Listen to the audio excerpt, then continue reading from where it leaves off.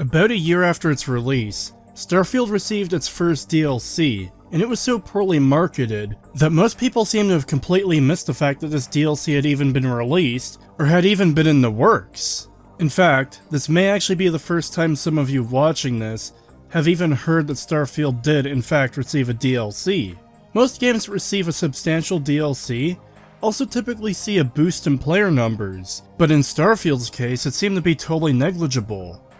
Back when I did my review of Starfield, I said that anyone shocked by its quality and performance simply wasn't paying attention, because to anyone who did pay attention to Bethesda's trajectory and design choices for the past 15 years, this was the most obvious next step in their long decline. Shattered Space is largely more of the same as base game Starfield, this time with an emphasis on handcrafted content. This is the closest we'll ever see to Bethesda actually acknowledging a mistake and trying to course correct. This is effectively the equivalent of putting a band-aid on a paper cut, while also suffering from several gunshot wounds. The problems with Starfield are far too foundational and core to the game to effectively solve in a patch or in a $30 DLC. Fixing Starfield would require rebuilding the entire game from the ground up, which is just something Bethesda won't ever do. So instead of rightfully abandoning the game, they released this ill-advised DLC that just makes them look even more lazy by trying to apply an ineffective quick fix to their rancid shit heap of a game. And this is made substantially worse when you see just how brain-dead the writing has gotten. While they created an area of handcrafted content to account for the issue of 99% of their game space being proc-gen sludge, this neither solves the problem of most of the universe being proc-gen slop, nor does it solve the biggest problem, which is the writing. On the subject of this being a handcrafted area, what we're treated to is a city, and a few weak dungeons in minor locations all on the same tile of the newly added planet.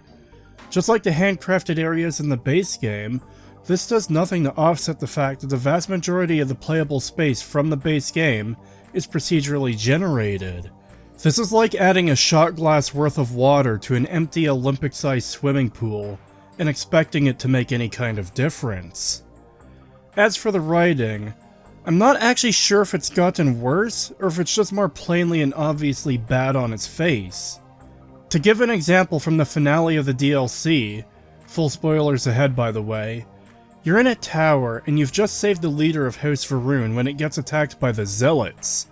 And Asko tells you to hurry to the top of the building to activate the experimental machine they were using to defeat the Zealots. Once there, he explains that this will save everyone who is in the building before the experiment, but will kill everyone who wasn't, including you.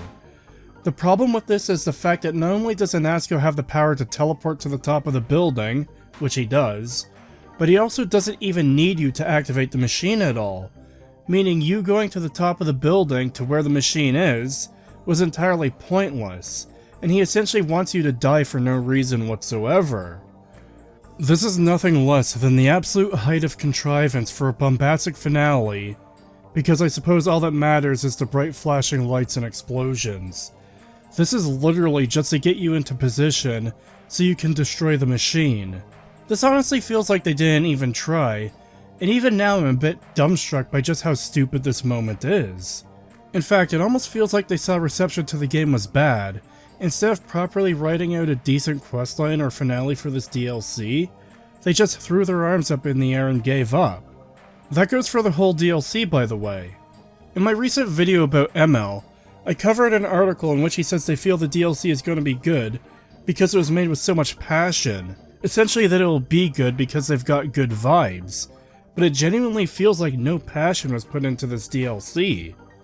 In fact, in many regards, this just feels like a paint-by-numbers type deal. A lot of the story beats just feel generic and played out at this point, and little was done to make any of it feel truly unique or memorable. I'll come back to the finale later. For now, I'm just going to go through the very short questline that is at the center of this DLC. I will cover all of this in more depth in my full Starfield analysis, which I'm still working on, but Shattered Space was bad and I wanted to get this off my chest. The DLC starts off with an overly long dungeon sequence in a space station that will appear in the solar system you're in when the DLC is installed, excluding those that have major locations from the base game, such as New Atlantis. To describe this sequence as underwhelming would be an understatement. The vast majority of it is just navigating this dungeon, solving a couple overly simplistic and cliché puzzles, and killing generic enemies until you can restart the station and have it warp back to its home planet. One thing I want to note is just how stupid and video gamey the design of this place is. It doesn't feel like a place that was built with any kind of logic as to how it would actually function within the universe. It felt like it was a dungeon designed for a video game, and everything else was an afterthought. Couple quick examples. There's a workstation with no proper access point, no doors or ladders, but there is a hatch in the floor that leads to a set of showers in one of the washrooms. There's also a trash compactor that magically activates once you're inside it, and it's supposed to be a tense moment as you try to find a power core to stop the crusher and open the door. And the whole thing is just really contrived and forced. But worse is the fact that it's located and accessed through the room with the terminal that controls gravity in the space station, and is also right next to the main power control. These obviously aren't the biggest problems in the world. They don't break the game, and in the grand scheme of things, they don't do much damage to the cultural juggernaut that is Starfield. But they are the kind of thing that could take you out of the experience if you pay any amount of attention to the world around you. Oh, and just to make it clear, since some people might not get it right away, you want your garbage disposal separate from everything else, because garbage tends to smell really bad, especially when there's a lot of it. It's going to suck real hard for Johnny to go down and work on the main power supply for the entire station, and have to smell putrid rotting garbage day in and day out. Further, just a testament to how lazy Bethesda has gotten, in one of the main rooms there's these big braziers with fire in them, and you're in zero gravity at first, and yet you can still see the fire just blowing in the non-existent wind.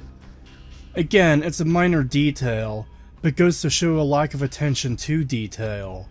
Anyways, the big mysterious thing, and I suppose the attempt at a story hook, is with the void phantoms on the station. You see a ghostly figure seemingly distressed and disappear, then you find two more that are talking to each other. Neither seems to have any awareness of your existence. One of them goes mad, and suddenly starts shooting you. This caught me off guard and came across as awkward, disjointed, and quite frankly funny, because it just seems so fucking random in its presentation. I'll become one of them! You have to get away from me! No, I will not leave you here. It's pointless! We share this fate! This is our end! The great... No! No! It's happening! Sarok, run! I can't stop it! Basira!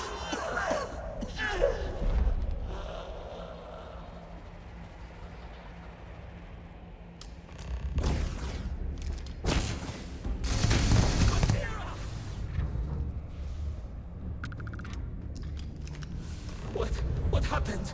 Who did this? I see no one, and yet I can feel a presence. But how? I should be the last. Is someone there, or...? At this point, I didn't know what I was looking at. Was this a Bioshock ghost vision? Were they actual people who are in a different phase of reality and that's why they can't see me? It wasn't clear, but was made all the more confusing by the fact that once she went mad, she immediately knew I was there and started shooting at me. This is one of the main enemy forces you'll be facing for most of the DLC.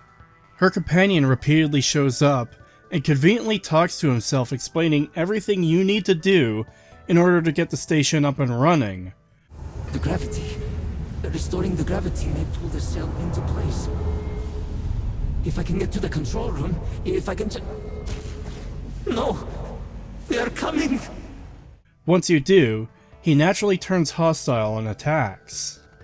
The space station will warp back to its home planet, where the House of Varun city of Dazra is. Just as you're being questioned by one of the council's members, the Void Phantom of their leader, Inasko Varun, appears and starts rambling about the predicament he's in. No one can hear him but you, and it's never explained why you can hear him. And to the wacko cultists, this is a sign that you've been chosen by the Great Snake in the Sky to help them. This is where you're forced to join their wacko cult. If you refuse, you just can't progress the story in the DLC.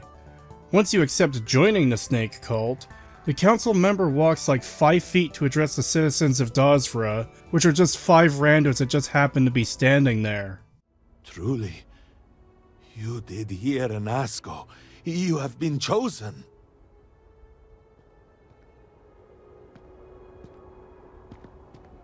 People of House Varun, hear me. We have asked the Great Serpent for deliverance from our calamity, and he has answered us. This outsider has been chosen as the most unlikely vessel for the Great Serpent's divine provenance, and she will help save us all. Bethesda ain't beating the low-effort allegations. To run through some things quickly, we learn a few pieces of information about House Varun. In particular, the DLC tries to recontextualize the entire faction. See, the House Varun people you've encountered in the base game, who are always hostile, they're the Zealots. They're the ones who didn't want to leave the Holy Crusade behind. The actual core of House Varun are non-hostile isolationists who appear to be against the whole insane Holy Crusade, at least until you have the option to convince them at the very end to return to the Crusade. They even say the Zealots would attack them just as much as anyone else, and it just makes this whole thing really weird. It feels like it's just a massive retcon to this faction that barely existed in the base game, so we could explore their lore, only for their lore to be shit. In fact, they even say that the Crusades are days they'd like to forget. Once again, despite the fact that the DLC potentially ends, based on your choices, with them returning to the Crusade. We get into their city, which the vast majority of it has been destroyed, only to find out it looks as generic and boring as any other city in this game. You'd think they'd want to give some kind of unique architectural personality to this faction, but I guess not. Finally, we learn that you, the player, are the first person to join their whack job cult in generations, and not only that, but they had this ritual prepared all this time. So, first things first. If you were open to outsiders joining before, then why did you stop? Next, there's a pretty big difference between a year and a generation. A generation is 20 to 30 years, meaning at absolute minimum, by them saying generations as a plural, we're talking at least 40 to 60 years since the last time an outsider has joined, and they've just kept this ritual prepared all this time?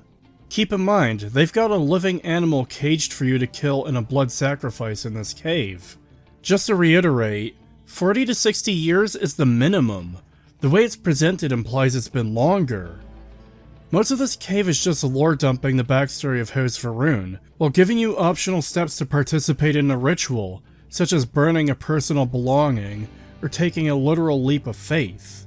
The final part of the ritual is to pick a couple of statues, which will grant you your NPC designated nickname for all these chucklefucks to call you for the rest of the game. Now keep in mind, the only thing you've really done of any substance at this point is one overly long dungeon. The rest of the DLC story is a mere 5 quests. Within House Varun, there are 3 sub-houses, and each of them have a problem that needs to be dealt with in order to gain access to the Scaled Citadel, which is where the experiment took place that destroyed most of the city and caused the Vortex Phantoms to exist. There's one quest where you have to go into a cave and talk to their leader, and there's the finale where you enter the Scaled Citadel and deal with the problem. While all of this is going on, some scientists are building a machine that can essentially pop the bubble around the Citadel so you can actually enter it. Going in order of completion when I played this on stream, the first house had some of its members, including a scientist, kidnapped by the Zealots. I don't want to spend too long on this, but the first part of this quest very much comes across as an issue of copying, but not understanding. See, you're supposed to learn the information of where the Zealots are keeping the hostages, but all this amounts to is a speed bump. Either convince the dude to tell you, or learn it from his computer. He won't tell his own leader, because it's taken a lot of work to gain the trust of the Zealots, and exposing their base could ruin this.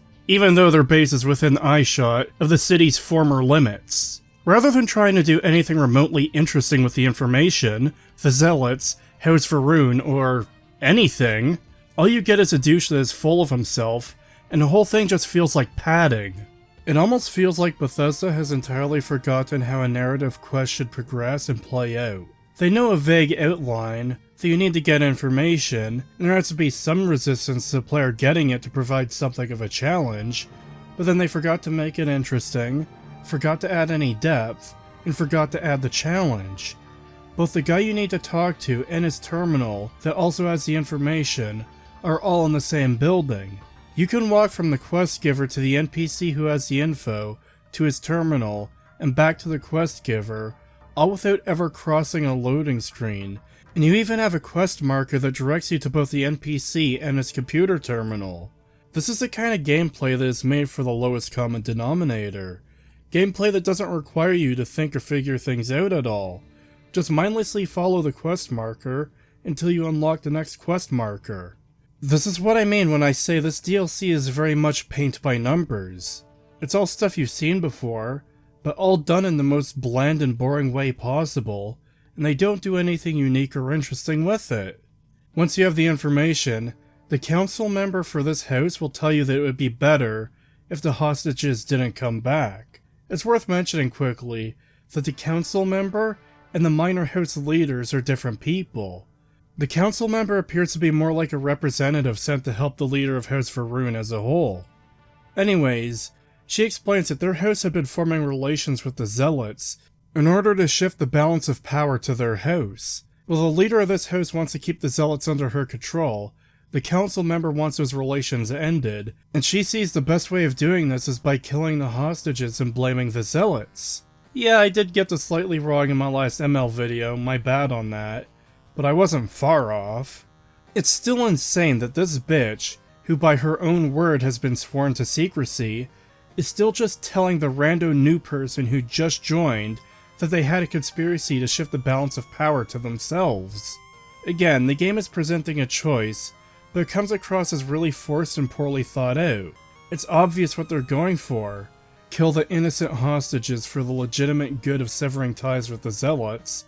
However, it seems like that's the kind of thing you should be able to do fairly easily in other ways, given how hostile the Zealots are. What's worse is that the alternative of saving the hostages, at the cost of continuing to associate with the Zealots, doesn't appear to have any consequences. At least, not that I've seen. After you've rescued the hostages and dealt with the negotiations with the Zealots, you return to Dazra where they're building some kind of device to pop the bubble around the Citadel. The project is being led by two siblings, one of which is more science-minded, and the other is a mystic who has visions. The mystic tells you that she senses a way to communicate with Anasco in a cave, and regardless of what's said here, you're sent to go do that. Something to note though, and this comes up repeatedly in this DLC, you have the opportunity to shit-talk these people and their religion and they just don't care. For example, this mystic bitch tells me she sees two futures, one where Anasco is lost in the void and the rest of Dazra with it. You have the option to say to her face, and nothing of value was lost. Her reaction? Despite what you may feel about our city, we still have time to change its fate. Yeah, I hate you and hope your entire people, including all of your friends and family and your whole entire religion, die out as your city is destroyed. Despite what you may feel about our city, we still have time to change its fate. Why even give the option of shit-talking them this hard if there's going to be no real acknowledgement of what you said? The response you get doesn't even come close to matching what you said, and an even worse example is coming up. On the way to the cave, there's a bunch of Vortex Phantoms spawned in to harass you, and inside the cave there's some Vortex Horrors. Luckily, all these you can run by. The meeting with Anasco is nothing special either. The main thing I want to point out here is the fact that you can do quite possibly one of the most offensive and insulting things towards his religion by claiming to be his god. And his reaction isn't outrage or justified anger, but this. No. I have heard my grandfather's tale of the moment of contact. You are not what he described. But to see you here, perhaps the Great Serpent works through you. That, in this dark moment, would be enough. Again, why give the option to say something so fucking extreme, and the kind of thing this radical cult of weirdos would absolutely take offense to, if it's all going to be meaningless anyways? The next quest is arguably the laziest in this whole DLC. After talking to someone whose voice acting feels like the voice actor is reading the script for the first time to familiarize himself with it. Yes, of course. I'm pleased that the Council is once again working towards a solution. It felt wrong not to help. Do you know where I was when it happened? The incident, they call it. You're sent to go collect a MacGuffin. Inaska was looking for something called a Vortex Interlock before the disaster, and you're sent to follow in his footsteps and get one yourself, just in case it might be useful once you get inside the Citadel. It's impressive how much sheer stupidity was crammed into this quest. First and foremost, you have to go to a hidden research lab within a local dam, and we've already got a problem. Yes, Bethesda has gotten so absurdly inept that I have to explain how a hydroelectric dam works. The very short explanation is that a dam works by having water turn a turbine. Dams tend to be built in locations where water is flowing, and there's a large natural area in which to store water. You do not build a dam in the middle of a lake. You build a dam in a river, and a lake can form in the large natural area on one side of it as water builds up from the natural inflow point. This dam you visit in Shattered Space has a lake on both sides of the dam, though one side is extremely shallow. There is no river running into the lake, meaning this dam can't work. Hey, quick question. What happens when all the lake water flows from one side of the dam to the other with no replacement water coming in? This isn't the kind of thing I even want to talk about when doing these videos, but I have to because it's there and because it's a problem that affects the believability of the world. Anyways, the dam itself has a few very simple puzzles and a few fights with magic space immortals who insist on being vague. The short version is these power orb things need to be destroyed in order to activate certain things. This is also preparation for the finale, where you need to destroy them to stop the experiment machine. As for the magic space immortals, they were tasked with guarding this place and will only allow the leader of House Varun inside. No amount of bargaining or explaining the problem to them will work, so you have to keep killing them and keep going through their inane dialogue. Once you finally acquire the Vortex Interlock, it's explained to you that it's this device that's keeping them alive, and by taking the device you had killed one of the magic space immortals that had been harassing you, at which point you have the option to kill the other one. For some reason, removing the final Vortex Interlock results in the farms above being ruined. I don't know why this is the case, and the game is very unclear about how or why this happened. It just insisted that doing so would ruin the farms, and when you check on the farmers, they're all sad that everything is ruined, but there didn't seem to be anything to actually indicate how or why everything was ruined. On to the last of the three major host quests, and arguably the worst. You arrive to find the host leader essentially throwing a childish temper tantrum and refusing to do his job. You see, his son and heir has abandoned Host Varun, and this is a great shame and dishonor he wants to keep hidden until his son is executed for his betrayal. So rather than acting as though everything is fine and normal, he just stubbornly refuses to do anything, including turning on the power for this machine that could potentially save their whole entire city and their leader. You know, the kind of thing that might raise red flags with everyone that something is wrong when you specifically want to keep the problem quiet. You're sent to ask friends of the son where he went. If you fail all the speech checks, the guy that would have directed you to anyways comes and finds you, and explains he has a tracker on the sun. I can't help but wonder if this tracker quest was included, because it was one of the few parts of Fallout 4 that got any actual praise, and they just did a copy-paste job on it here.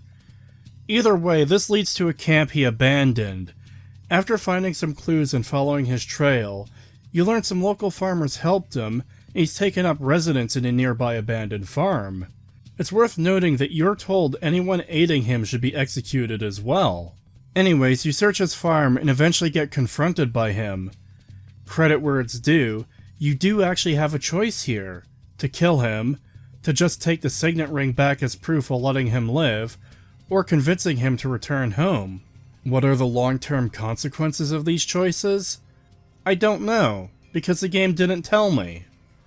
What I want to point out here is a bigger issue though. His farm is maybe a mile outside the city. This is the big problem with trying to fix the whole 1000 planets full of proc-gen slop, by making a small square of handcrafted area to explore. It's the equivalent of putting a band-aid on someone dying from several blasts of buckshot. It's a cup of water being poured into an empty Olympic-sized swimming pool. But worse than that, it causes issues like this where you have the heir to a house running away from home and not taking to the big wide galaxy to hide out on one of 1,000 random planets, but he's settling on a farm that would be within eyeshot of the city if it wasn't obscured slightly by rocks. This is among the least safe places he could ever flee to. This isn't a random Varun outpost, this is their home planet, a short walk away from their capital city. In fact, in the event a large-scale search takes place, this would likely be one of the first places to be searched.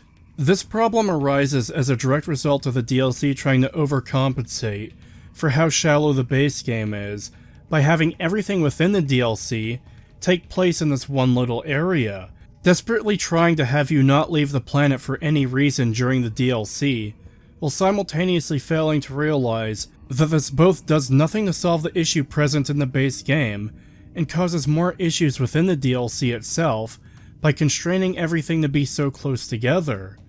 And just to make it clear for anyone who still might not understand, I don't have an issue with Bethesda trying to fix the problem from the base game. But the problem with that is in the fact that they're trying to fix something so fundamental to the base game that it cannot be fixed without totally reworking the entire game. Overall, the whole situation comes across as contrived, ridiculous, stupid, and poorly written. As a result, it fits in perfectly with the rest of Starfield. With the problem taken care of, the leader of the house finally stops having a temper tantrum and actually does his job, turning the power on. With all the previous quests complete, you fire the laser cannon, pop the magic bubble around the tower, and enter. Encountering Anasco, he tells you to go to the basement where part of the experiment was taking place. After an obligatory combat section, because we can't ever not have sections of the game to just be quiet moments to let you process the sad excuse for a story being told at you, you come upon a sealed room full of pods. Anasco explains that the intent was to make an immortal army made of void phantoms, though retaining their sanity, to go out and continue their crusade against the non-believers across the rest of the universe. But oh no, the zealots are attacking, and that's a bad thing for some reason. I mean, yeah, they're obviously a hostile force, but why would they even be considered zealots at this point? Anasco just said he wanted to resume the crusade against the universe. Would that goal not align with the zealots? What beliefs do the zealots hold that are so different from the rest of House Varun that they are separate groups at this point? Because the primary difference seemed to be in the generally non-hostile nature of the DLC's version of House Varun. This brings us all the way around to the issue I talked about at the start of the video. Anasco wants to activate the machine to kill all of the zealots in the building, but this will also kill you as well. He can teleport to the top, and he doesn't give you the chance to leave, nor does he just activate it immediately. He instead waits for you to get there, so he can explain that you're going to die horribly for basically no reason at all. It's not explained why it was necessary for you to come up here, as he doesn't even need you to turn the machine on. This appears to have been done purely so the big bad guy with the immortal army can all be conveniently destroyed in a big bombastic epic finale, serving as yet another strong example of how all modern Bethesda knows is style over substance. What's worse is in the fact that instead of activating his immortal army, you have the choice to kill them, which naturally turns Anasco hostile, yet he still tells you to go to the top of the tower when the zealots attack. He just waits there for you to arrive, and your only options are to attack. But again, he can just activate this machine, so why doesn't he? What's especially weird is the fact that he needs you to activate the army because he can't, yet he apparently doesn't need you to cycle the machine because he acts like he can just do it on his own.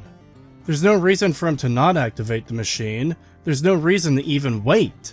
Remember, he wants to kill all of his enemies in the tower, you included when you go against him, and he just doesn't, for no reason. If he needed you to activate the machine and couldn't, then this whole thing is a power play and a no-win situation for him, because you refuse to activate the machine and he can't. It's really fucking weird. If you agree to let him turn on the machine, your character just kneels down, the screen goes white, and it automatically loads your last save, which just raises the question of why you would even offer this choice if it's going to be completely meaningless. You don't even get any information on what happens next. No end cutscene or narration or anything of the sort. The game just ends, and it's not even initially clear that happens until the loading screen suddenly pops up and loads in your last save. In fact, it's almost comical that you agree to die, kneel down as the screen goes white, only to automatically reload the autosave from when you got off the elevator. If you tell him no and fight back to save yourself, he decides to not turn on the machine to immediately kill you, but instead fight you, allowing you the time to blow up the 4 weak points on the machine to blow it up, destroy the tower, and escape. Like, I really cannot stress this enough. There is no reason whatsoever for you to go to the top of the tower. He doesn't need you there, and there is no reason to not tell you to escape while he goes to activate the machine. When you decide to fight back, all he has to do is activate the fucking machine, but instead of using his instant win button, he decides it would be better to shoot you and to have a bunch of his space jizz soldiers storm the room to start shooting around sensitive equipment. It's a good thing all the sensitive computer terminals and control panels and wires are immune from all kinds of damage in a set piece where the whole point is to destroy the machine, or else the soldiers wouldn't be able to shoot at you. After destroying the machine, you have to escape the tower as parts of it just phase out of existence, and you literally just run out of the front door, once again raising the question of why couldn't you just leave before. Remember too that the Zealots had to get in somehow, and this is after you activate or kill the Immortal Army. Why could you not just escape through the way they entered? No clue. Some might defend the front door through the weird globs of space jizz that appear throughout the story, as that stuff changes shape as you destroy each module of the machine, but that doesn't explain away both the entrance the Zealots used, and worse, the front door being unobscured. This stuff wasn't a fully sealed bubble around the tower. There were holes and there was a super convenient one at the exit so you could leave. A cutscene plays as the tower is destroyed and you wake up in a room full of inbred freaks with ugly tattoos and bad haircuts. They ask you to explain what happened, and realizing they are leaderless, they ask you to pick one of the remaining houses to be leader. Why this should be your decision is beyond me, but expecting anything to start making sense at this point is a waste of time and energy. Credit where it's due, you do have the option to nominate yourself as the new leader and they'll tell you no. Seriously, good job Bethesda for having the restraint to not make the player the leader of the faction. That said, the choice is ultimately meaningless. You haven't interacted with these characters enough to really have any kind of informed opinion on who they are, or how good of a leader each of them would be, so it ultimately feels meaningless and like a cop-out from having to do any kind of world building or storytelling in this regard. You also have the option to get them to resume their holy crusade against the non-believers, and the fact that this is not only an option, but something one of them support and all of them go along with if chosen is a bit insane. Based on what this DLC shows us, this is a small faction that has just lost half of their population. They have no significant force to go eradicate the rest of humanity, and this is made worse by the fact that they're isolationists who haven't recruited anyone in generations. It is absolute nonsense. Finally, you have the option to tell them you're done with their wacko shit and they kick you out. They allow you the courtesy of leaving, but will apparently be hostile to you after that. I really like how I only get the option to be kicked out of the stupid snake cult faction only after I've completed their DLC and not a moment sooner. It really makes me feel like I have choice and consequences to be exiled from the planet that I was never going to return to anyways. Another note I want to touch on quickly is how shallow House of Ruin feels in this DLC. This doesn't feel like a fully realized faction with a creative vision behind it. If anything, it feels more like a parody of what a religious cult might look like. It feels like every character in this DLC is a stereotype with no depth. That all their praising of the great snake in the sky is nothing more than empty platitudes that sound like something a devout religious person might say. If the intent was for them to look like a parody, then it's still a problem, because in an IP that is severely lacking in significant or quality world building of any kind, a DLC dedicated to what is essentially a joke faction is not only a waste of time and effort, but it also just undermines the setting by filling it with nonsense garbage. Not to imply they didn't already do so with the base game. Oh, and I don't know if an additional vision is added to the Unity for the DLC or not. I didn't care enough to check for this review. I will find out for the full analysis though. I also wanted to quickly mention that the dialogue was awful too. Most of it sounds lazy or too expository or just disjointed and weird. The clip I used earlier being a good example. Do you know where I was when it happened? The incident, they call it.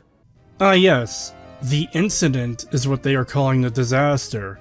Not anything like the Great Shattering, or the Great Sundering, or the Dazra City disaster, or anything of the sort. No, it's the incident. Yes, good writing, 10 out of 10, it totally feels like they cared when making this. But that's Starfield's amazing DLC. It's no secret that Bethesda has been on a downward spiral for years now, but it's hard to tell if they've finally reached rock bottom or not, as if this is only a DLC. I can't really say the writing is any worse than the base game, but it certainly isn't better. I think it's just more obviously bad on its face than anything else. But there is one thing that stands out to me as being unique about this DLC. I admit I could be off the mark here, but it genuinely felt like the developers either didn't care or gave up. It feels like there's no passion here, and that's a vibe I didn't even get from previous Bethesda games. I'd argue Skyrim, Fallout 3 and 4 are lazy, but Shattered Space feels like a different brand of lazy. It feels like people who were defeated by the general reception to the base game, and when it came to this DLC, they just didn't care, and were contractually obligated to slap something together. I can't help but get that impression due to just how empty feeling and bland this whole thing is, and honestly, I'm glad I played this DLC because of that. See, Starfield was actually a really interesting game for me.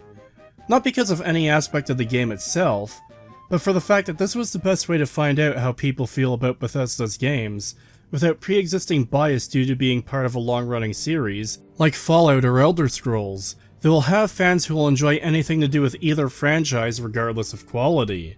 This was Bethesda flying mostly under their own weight on a brand new intellectual property with no pre-existing lore or fanbase outside of the general Bethesda fans. Starfield's success or failure would be the best measuring stick of how much people actually like modern Bethesda, and the answer was a resounding critical failure.